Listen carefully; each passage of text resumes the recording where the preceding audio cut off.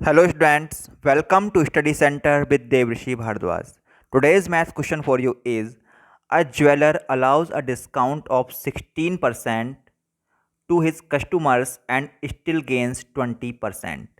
Find the marked price of a ring which cost the jeweler rupees 1190. तो जानते हैं इस क्वेश्चन में क्या गिवन है और क्या हमको फाइंड करना है। देखो, एक ज्वेलर है, वो कितने परसेंट का डिस्काउंट देता है? 16% का डिस्काउंट देता है।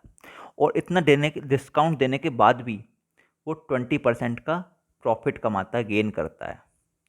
तो हमको बताना है मार्क प्राइस, एक रिंग का मार्क प्राइस बताना है जिसकी कॉस्ट कितनी है? 1190 रुपीज़ है। तो उसने कितना मार्क कर रखा होगा?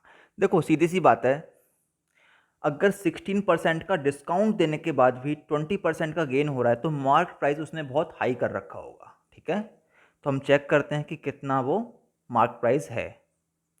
अब कॉस्ट प्राइस हमको पता है 1190 ईयरिंग का, तो हम मार्क प्राइस को सबसे पहले मानते हैं 100x। ठीक है, कि मार्क प्राइस 100x है।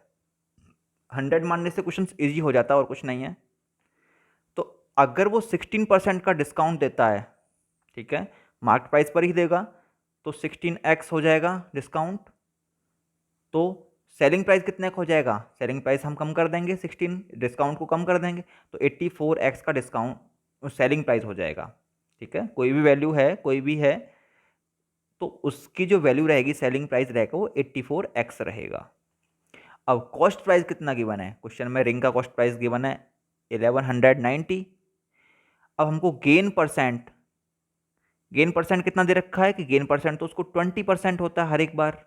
ठीक है ना, अगर वो इतना रखता है, 16% का डिस्काउंट देता है, तब भी उसको 20% का गेन होता है।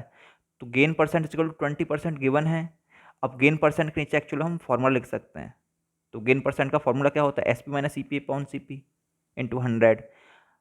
तो एस पी सेलिंग प्राइस कितना है? देखो, सेलिंग प्राइस है 84x, 16% का डिस्काउंट देने के बाद भी 84x आया, माइनस कॉस्ट प्राइस कितना है? 1190 अपॉन कॉस्ट प्राइस फिर से लिख दिया 1190 मल्टीप्लाई 100। ये हमने फॉर्मूला लिखा है गेन परसेंट का। गेन परसेंट के नीचे गेन परसेंट का formula is equal to gain percent कितना गिवन है? 20 is equal to 20।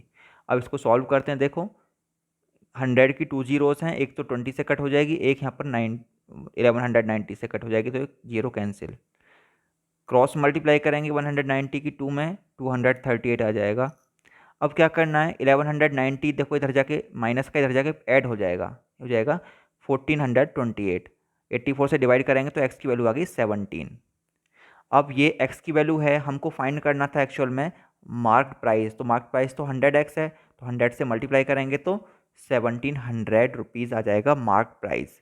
That means वो जो रिंग है जिसका कॉस्ट प्राइस 1190 है, उस पर कितने रुपए मार्क कर रखे होंगे? उसने 1700 रुपीज़ मार्क कर रखे होंगे। ठीक है, सो आई होप ये क्वेश्चन आपको समझ में आ गया होगा। देखो, कुछ नहीं है इस क्वेश्चन में, जैसा जैसा कहा है हमने यहाँ पर 100x माना क्योंकि इससे क्वेश्चन इजी होता है। फिर 16% को कम कर दिया मार्क प्राइस से, कॉस्ट प्राइस गिवन है, और फिर gain percent is equal to 20%, ये भी गिवन है। गेन परसेंट के नीचे इसका फॉर्मूला लिखा है और वैल्यू पुट कर दी है और क्वेश्चन को सॉल्व कर दिया है।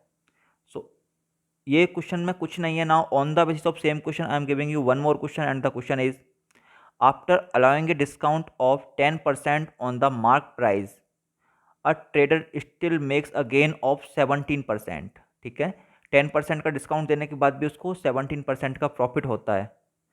तो why what percent is the mark price above the cost price? तो क्वेश्चन ये है कि जो वाई वॉट परसेंट की किस परसेंट से मार्क प्राइस कॉस्ट प्राइस से ज़्यादा है। दैट मीन्स मार्क प्राइस कितना ज़्यादा है कॉस्ट प्राइस से। ठीक है, परसेंटेज में बताना है, क्योंकि हम इसको परसेंटेज में बता सकते हैं क्योंकि कोई वैल्यू हमारे पास सीधी सीधी नहीं गिवन है, बट हम परसेंटेज में इसका आंसर बता सकते हैं। तो इस क्वेश्चन को सॉल्व करो एंड अपने आंसर को कमेंट सेक्शन में लिखकर कमेंट जरूर करो। और वीडियो अच्छी लगी हो तो don't forget to like share and subscribe and thanks for watching.